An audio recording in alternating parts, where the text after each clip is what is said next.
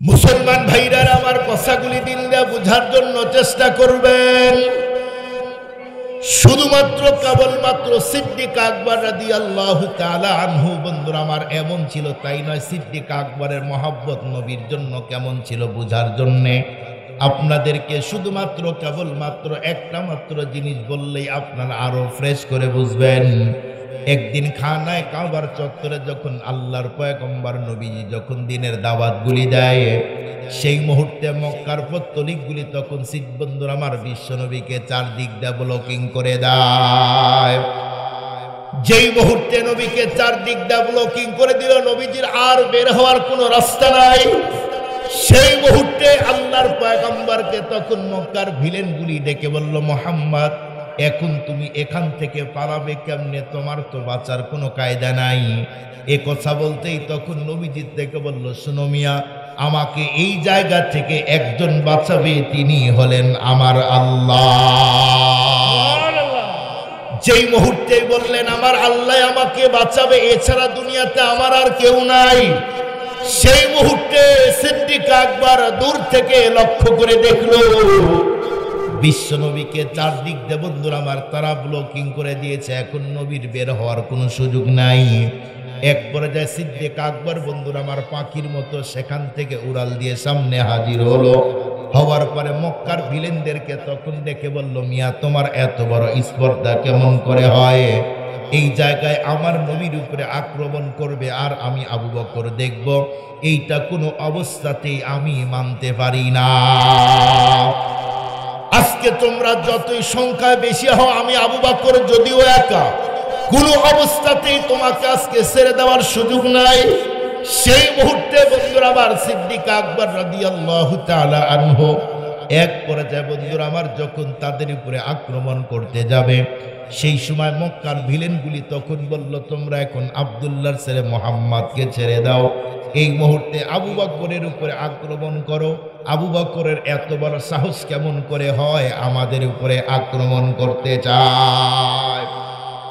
যেই মুহূর্তে বলল তোমরা এখন আবু বকরের উপরে আক্রমণ করো, এক পর্যায়ে যখন সিদ্দিক আকবরের উপরে আক্রমণ করা শুরু করলো, আবু বকর রাদিয়াল্লাহু তাআলা আনহুকে বন্ধুরা আমার মারতে মারতেই যখন জমিনের সাথে বন্ধুরা আমার সবাই দিল, সিদ্দিক আকবরের উপরে এতটাই বন্ধুরা আমার নির্যাতন করলো, মারতে মারতে বন্ধুরা আমার তার শরীর থেকে অনেকগুলি রক্ত বের হয়ে যায়। এমনকি একজন বেঈমান সেই মুহূর্তে বন্ধুরা আমার তার পা থেকে জুতা খুলে সেই মুহূর্তে সিদ্দিক আকবরের মুখের উপরে আঘাত করে মুখটা থেতলিয়ে দেয়। যেই মুহূর্তে আবু বকরকে মারতে মারতে জমিনের মধ্যে সবাই দিল, এক পর্যায়ে সিদ্দিক আকবরের গোত্রের মানুষগুলি দেখলো, কিরে খানা কাবার চত্বরে এমন ভাবে কাকে মারা হয়, চলো দেখি যাই। দূর থেকে নজর করে একদম বন্ধুরা আমার যখন কাছে হাজির হয়ে যায়, আসার পরে সেই মুহূর্তে সিদ্দিক আকবরের গোত্রের মানুষগুলি দেখতেছে তো আমাদের আবু বকর দেখা যায়। এক পর্যায়ে সিদ্দিক আকবরের উপরে বন্ধুরা আমার যখন মক্কার মানুষগুলি মারলো, এদিক দিয়ে সিদ্দিক আকবরের গোত্রের মানুষগুলি সেই মুহূর্তে আবু বকরকে উদ্ধার করে।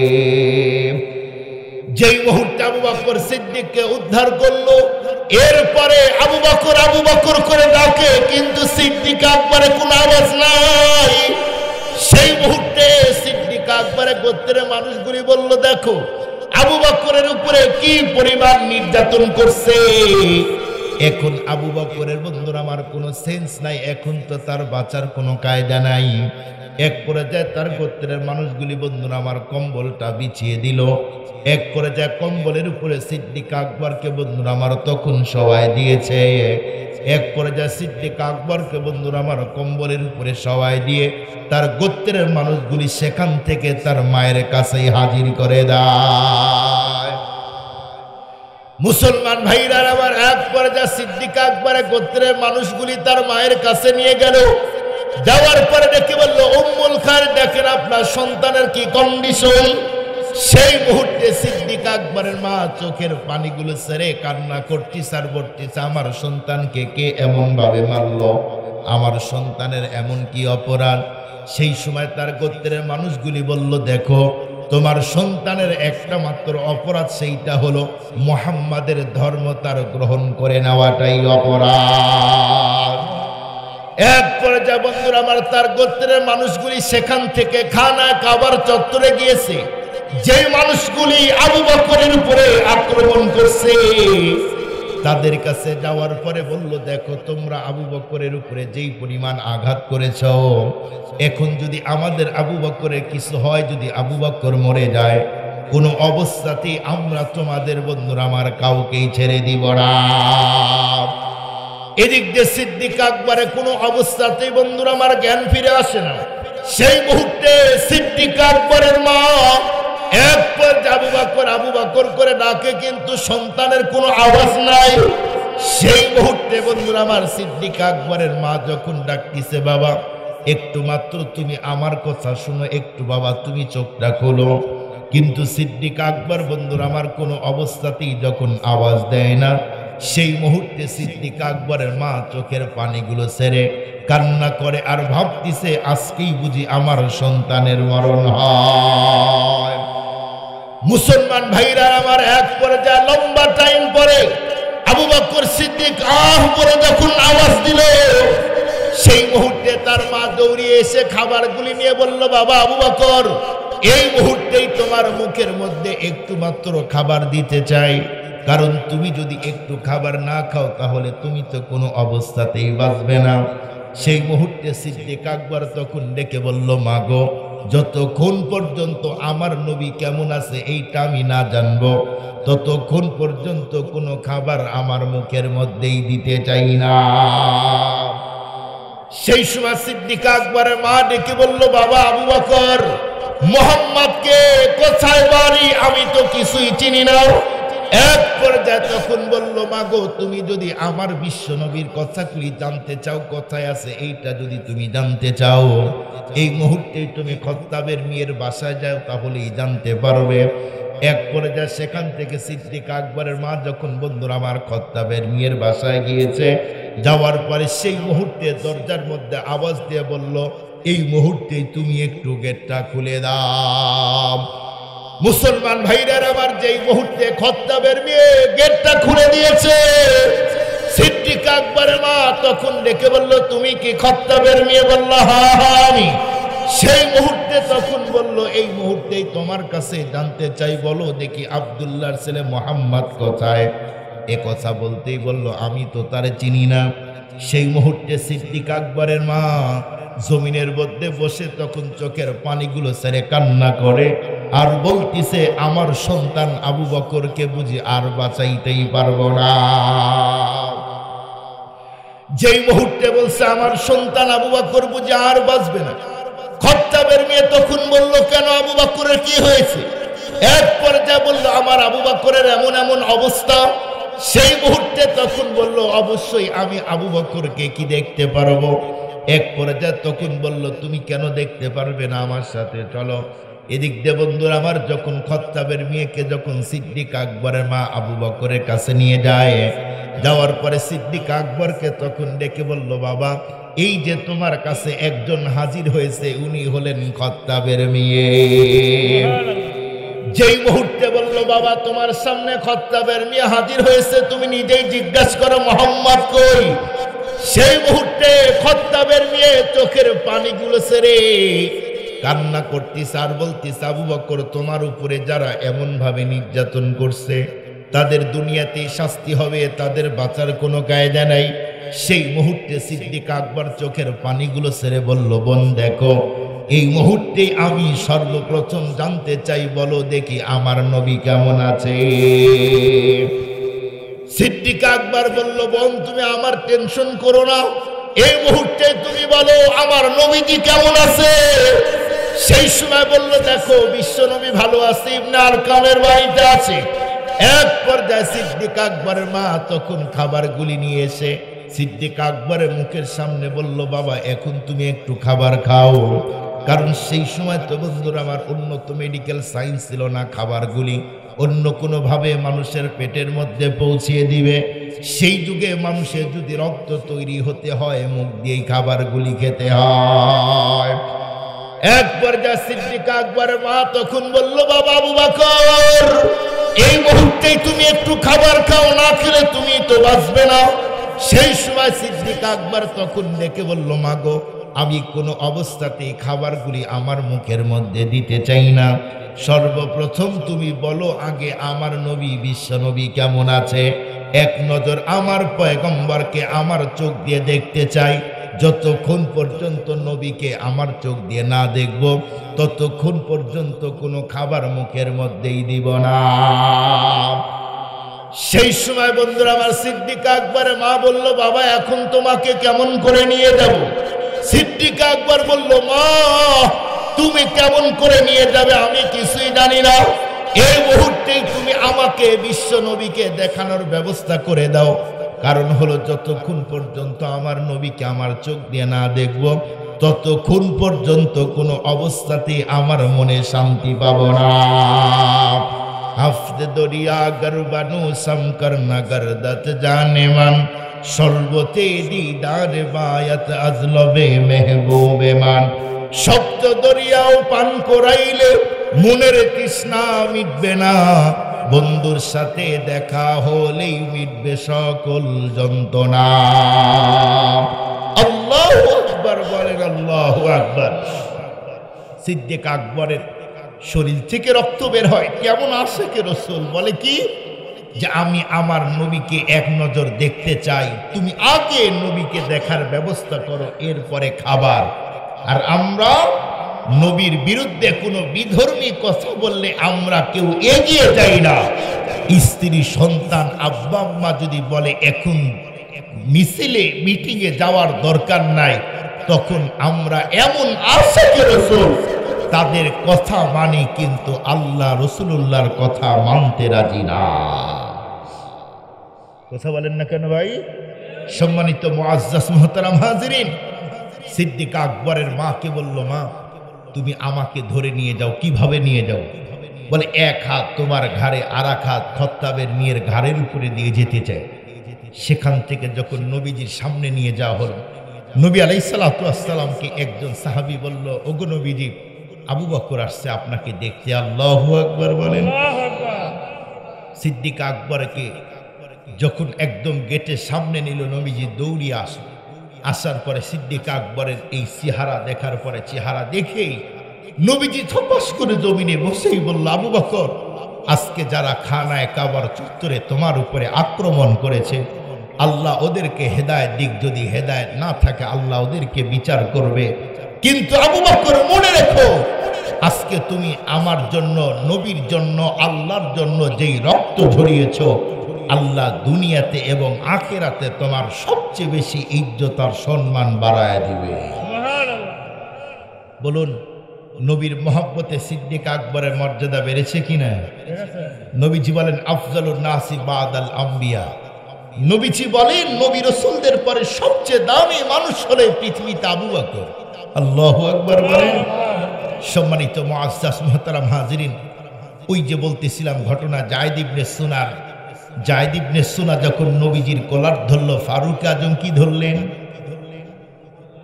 গলায় চাপ দিলেন। গলায় দৌড়ে গিয়ে গলা ধরে যখন চাপ দিলেন, ফারুক আজম তো লম্বা মানুষ ছিলেন, আর তাকে দেখলে যে কোনো মানুষই ভয় করত।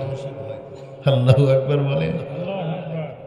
ইমানি পাওয়ার এমন ছিল, বেঈমান দেখলেই ভয়। ফারুক আজম যখন তার গলায় চাপ দিলেন জোরে, বিশ্বনবী বলে, আবু বকর কি বলে, বিশ্বনবী তখন বলল, ওমর ওমর ছেড়ে দাও, ও তো মরে যাবে। এক পর্যায়ে যখন ফারুক কি বলে, আমিরুল মুমিনিন ওমরে ফারুক রাদিয়াল্লাহু তাআলা আনহু হাতটা যখন ছেড়ে দিলেন, নবীজি বলল, ওমর আমি তোমার কাছে এটা আশা করি নাই, আমি তো আশা করেছিলাম আমার কাছেও খেজুর পায়, তুমি আমাকে বলবে আমি পরিশোধ করে দিব, এটাই আশা করেছি। কিন্তু তুমি উল্টা কি করলে? ওর উপরে গায়ে হাত দিলে, ওর উপরে আক্রমণ করলে। এটা তো মুসলমানের আখলাক আর চরিত্র হতে পারে না। তুমি এই কাজটা কেন করলে? ওমরে ফারুক রাদিয়াল্লাহু তাআলা বললেন, নবীজি আমার ভুল হয়েছে, আপনি ক্ষমা করে দেন। সুবহানাল্লাহ বললেন না? নবীজি আমার কি হয়েছে? ভুল হয়েছে। সম্মানিত মুআজ্জাজ মুহতারাম হাজিরিন, এক পর্যায়ে ওমরে ফারুক রাদিয়াল্লাহু তাআলা বললেন, নবীজি আপনি যদি অনুমতি দেন আমি এই লোকের খেজুর পরিশোধ করে দিতে চাই। নবীজি বলল, যদি তোমার কাছে খেজুর থাকে দিয়ে দাও, আমি তোমারে পরে দিয়ে দিব। এক পর্যায়ে নবী আলাইহিস সালাতু ওয়াস সালামের কথা মেনে ইহুদি আলেম এবং ওমরে ফারুক রাদিয়াল্লাহু তাআলা হাঁটি হাঁটি পা পা করে চলা শুরু করলেন খেজুর নেওয়ার জন্য। ফারুক আজম যখন খেজুর দিয়ে দিলেন, নবীজি এদিক দিয়ে বলে দিয়েছে, ওমর 2 মণ খেজুর তারে বেশি করে দিবা। ও যে কষ্ট করে এসেছে আর তুমি যে তার উপরে আক্রমণ করেছো, এই জন্য তুমি 2 মণ এক্সেস খেজুর বাড়িয়ে দিবা। এদিক দিয়ে ওমরে ফারুক রাদিয়াল্লাহু তাআলা তাকে খেজুর দিলেন, দেওয়ার পরে 2 মণ বাড়িয়ে দিলেন। ইহুদি আলেম এখন বলে, ওমর তুমি যে আমাকে 2 মণ দিলে বাড়িয়ে কেন? তখন ফারুক আজম বলল, নবীজির অর্ডার, নবীজি বলেছে তোমাকে 2 মণ খেজুর বাড়িয়ে দিতে, এই জন্য বাড়িয়ে দিই। এক পর্যায়ে যখন টোটাল খেজুর নেওয়া শেষ, ইহুদি আলেম ফারুক আজমকে বলল, ওমর তুমি কি আমারে চিনো? ফারুক আজম চেহারার দিকে চেয়ে থেকে বলল, তোমার একটু চেনা চেনাই মনে হয়, তুমি ইহুদি আলেম যায়েদ ইবনে সুনা না? সেই সময় বলল, হ্যাঁ আমি ইহুদি আলেম যায়েদ ইবনে সুনা। তুমি আমার নবীর সাথে এমন ব্যবহার করলে কেন? তুমি এত বড় আলেম, তোমার ধর্মে আমার নবীর কথা আসছে, আমার নবী সত্য নবী, তুমি কি জানো না? ইহুদি আলেম যায়েদ ইবনে সুনা বলে, আমি ইচ্ছা করেই তোমার নবীর সাথে এমনটি করেছি। বলুন তো দেখি, মেজাজটা এখন নরম হবে না গরম হবে? ইচ্ছা করে কাজ করছো মানে? ফারুক আজম খুব জোরে ধমক দিল, হামিয়া এতবার স্পর্ধা তোমার, আমার নবীর সাথে ইচ্ছা করে এমন করেছে। ইহুদি আলেম তখন বলে যে, ওমর একটু তুমি ঠান্ডা হও, একটু ঠান্ডা হও, শুনো কেন আমি এমন করেছি। বলো কি জন্যে? বলে, আমার কিতাবের সাথে মিলিয়ে দেখেছি যিনি আখিরি জামানার নবী হবে তার আলামতগুলি কেমন হবে, দেখতে কেমন হবে, সব মিলিয়ে দেখেছি, তার সাথে মিল আছে। একটা বাকি ছিল কি? বলে, তার সাথে কেউ যদি খারাপ ব্যবহার করে, উনি তার সাথে খারাপ ব্যবহার করবে না, উল্টা তার সাথে ভালো ব্যবহার আখলাক দেখা দিবে। আল্লাহু আকবার। ওমরে ফারুক রাদিয়াল্লাহু তাআলা বললেন, তাহলে তুমি কি প্রমাণ পেলে? বলে, হ্যাঁ আমি প্রমাণ পেয়েছি, ওনার সাথে খারাপ ব্যবহার করলাম, গালি দিলাম ওকে, ওর বাবাকে, ওর পূর্বপুরুষদেরকে, এমনকি তার কলার ধরলাম, কিন্তু উনি আমাকে আঘাত করলেন না। তুমি আমার উপরে আক্রমণ করলে উনি প্রতিবাদ করল, তার মানে ওনার আখলাক আর চরিত্র সবচেয়ে ভালো।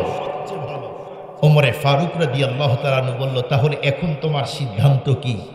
উনি বলেন, আমার সিদ্ধান্ত কি এখন তোমাকে বলতে চাই না। কোথায় বলবে? বলে, নবীর কাছে নিয়ে চলো, আমি নবীর কাছে বলতে চাই, নবীর সাথে আমার আরো অনেক কথা আছে। আল্লাহু আকবার বলেন। ফারুক আজম বলল, না তুমি আগে আমারে বলো কি বলবে নবীকে, আবার উল্টা বলতে আবার বলবে না। বলে, না আর ভয় করো না, এখন উল্টা কথা বলবো না। কি বলবে বলো? বলে, না তোমাকে বলা যায় না। খুব ভালো করে বুঝবেন। এক পর্যায়ে ওমরে ফারুক রাদিয়াল্লাহু তাআলা আনহু ইহুদি আলেম নবীর কাছে আসলেন। নবীজি দেখলেন, কি রে, ও তো খেজুর নিয়ে যাওয়ার কথা, এখানে আবার কেন আসলো? নবী জিজ্ঞাসা করলো যায়েদ ইবনে সুনা ইহুদি আলেমকে, তুমি আবার কেন আসছো? বলে, নবীজি আপনার কাছে এসেছি কালেমা পড়ে মুসলমান হতে চাই। সুবহানাল্লাহ। নবী জিজ্ঞেস করলো, এমন কোন জিনিস তোমার সবচেয়ে ভালো লাগলো যে কালেমা পড়ে মুসলমান হবে? যায়েদ ইবনে সুনা ইহুদি আলেম বলল, নবীজি আপনার আখলাক আর চরিত্র দেখে আমি কালেমা পড়তে বাধ্য হয়েছি। নবীজির উপরে আক্রমণ করলেন, নবীজি ক্ষমা করলেন, হাদিয়া দিলেন। আর আমরা ওই নবীজির উম্মত হওয়ার পরে কেউ গালি দিলে, বকা দিলে, কেউ আঘাত করলে আমরা তারে হত্যা করে দেই। আছে না নাই? নবীজির আখলাক কেমন ছিলেন না? নবীজির আখলাক কেমন ছিল না? একজন ইহুদি নবীজির গালে আঘাত করেছেন। নবীজি গিয়ে বলেছে, তুমি কি হাতে ব্যথা পেয়েছো? উনি বলল যে, না আমি ব্যথা পাই নাই। নবীজি বলল, আমার গালে তুমি মারলে, তুমি হাতে নিশ্চিত ব্যথা তো পাওয়ার কথা। ইহুদি দেখলেন, কিরে, যেই মানুষটার মুখে গালে আমি আঘাত করলাম, ওই মানুষটা আমার উপরে আক্রমণ করার কথা। কিন্তু আক্রমণ না করে আমাকে বলতেছে যে তুমি কি ব্যথা পেয়েছো, কষ্ট পেয়েছো। তার মানে ইনি সত্যি নবী। এরপরে ইহুদি আলেম কালেমা পড়ে তখন মুসলমান হয়ে যায়। নবীজির আখলাক দেখে কি চমৎকার ছিল নবীজির আখলাক আর চরিত্র। কেমন চরিত্র ছিল নবী আলাইহিস সালাতু ওয়াস সালাম। এমন হাজারো ঘটনা আছে নবীজির আখলাক দেখে দেখেই মানুষ কালেমা পড়ে মুসলমান হয়েছে। যেমন নবীজি একদিন ঘর থেকে বের হলেন, রাস্তায় বের হওয়ার পরেই দেখে প্রত্যুষে একজন গ্রাম্য মহিলা মাথার উপরে বিশাল গাঁটটি পটলা নিয়ে বের হয়ে যাইতেছে। নবী জিজ্ঞেস করলেন, বুড়িমা সকালে কই যান? বলে, বাবা আর বলো না, মোহাম্মদের জ্বালা এই এলাকায় আর থাকতে পারি না, মক্কা ছেড়ে অন্য দেশে যায়। নাউজুবিল্লাহ বলেন। নবীজি তখন বলল, কেন, কি হয়েছে? বুড়িমা, আপনার গাঁটটি পটলা আমার মাথায় দেন, আর মোহাম্মদের কি হয়েছে আপনার কাছে শুনতে চাই। যখন নবী আলাইহিস সালাতু ওয়াস সালামের মাথার উপরে গাঁটটি পটলা সব দিলেন, নবীজি বুড়িমার সাথে সাথে হেঁটে যায়। আর বুড়িমা বলে, বাবা দেখো, মোহাম্মদের বাবা দাদা যেই ধর্ম মেনেছে এখন সে সেই ধর্ম মানতে চায় না, নতুন ধর্মে তৈরি করেছে, তার নাম ইসলাম ধর্ম। ওর কথায় আমাদের ভাই ভাইয়ের মধ্যে, স্বামী স্ত্রীর মধ্যে সব জায়গায় অশান্তি। এই জন্য ওর জ্বালা এই দেশ ছেড়ে অন্য দেশে যাইতেছে, অন্য জায়গায় গিয়ে থাকবো। নবীজির বিরুদ্ধে বারবার বলতে বলতে বুড়ি মহিলা যখন গন্তব্য চলে গেল, নবীজি বলল, বুড়িমা এই যে আপনার গাঁটটি পটলা নেন। বুড়িমা বলল, বাবা দাঁড়াও দাঁড়াও, কি হয়েছে বুড়িমা? বলে, বাবা এতক্ষণ তো মোহাম্মদের বিরুদ্ধেই বললাম, কিন্তু তোমার নাম ঠিকানা কিছুই জানা হলো না, বলো না তোমার নাম কি? সেই সময় নবীজি বললেন, বুড়িমা যেই আব্দুল্লাহর ছেলে মোহাম্মদের বিরুদ্ধে এতক্ষণ কথা বললেন, আমি সেই আব্দুল্লাহর ছেলে মোহাম্মদ। নবী আলাইহিস সালাতু ওয়াস সালাম যখন বললেন আমি সেই নবী, বুড়িমা বলল, দেখো এতদিন আবু জেহেল উতবা সাহেবা তোমার বিরুদ্ধে যা বলেছে সব মিথ্যা, তোমার মতো এমন আদর্শ চরিত্রবান কখনো মিথ্যা নবী হতে পারে না। এই মুহূর্তে এই বুড়িমাকে কালেমা পড়ায় তুমি মুসলমান বানায় দাও। একটু বোঝার চেষ্টা করেন নবীজির আখলাক কেমন ছিল। জিজ্ঞাসা করতে চাই, বলুন নবীজির এই আখলাক আর চরিত্র শিক্ষা দেওয়া হয় প্রাইমারিতে। কথা বলেন, একটু জোরে বলেন না। প্রাইমারিতে, হাই স্কুলে, কলেজে, ভার্সিটিতে, বুয়েটে, চুয়েটে, অ্যাডওয়ার্ডে, কোথায়? মাদ্রাসায়। ছেলে হোক মেয়ে হোক, উত্তম আখলাক আর চরিত্র শিক্ষা দেওয়া হয় হলো মাদ্রাসায়। এই জন্য আজও পৃথিবীতে আপনি একটু জরিপ করে দেখেন, স্কুল কলেজ ভার্সিটির ছেলেদের আখলাক আর চরিত্র আর মাদ্রাসার ছেলে আর মেয়েদের আখলাক আর চরিত্র আসমান আর জমিন তফাৎ। আসমান আর জমিনের দূরত্ব হবে। তার মানে কোরআনের শিক্ষার মাধ্যমে উত্তম আখলাক আর চরিত্রবান মানুষ হওয়া যায়। সম্মানিত উপস্থিতি, আপনাদেরকে প্রতিশ্রুতি দিয়েছিলাম 1 ঘন্টা বয়ান করব, রাত অনেক হবে। এখন রাত অনেক হয়েছে, 12টা 20 বাজে। এই জন্য মোনাজাত করে যাবেন না। কে কে হাত উঠান তো ভাই দেখি। আপনারা মোনাজাত করে যাইবেন না নাকি? ভাই কি শোনা যায় না? শোনা যায় কথা? আপনাদের ওদিকে তো স্পষ্ট মাইক দেওয়া আছে, খুব ভালো করে বুঝবেন। এই জন্য আপনাদেরকে অনুরোধ করে বলতে চাই, মোনাজাত করে যাবেন তো ইনশাআল্লাহ।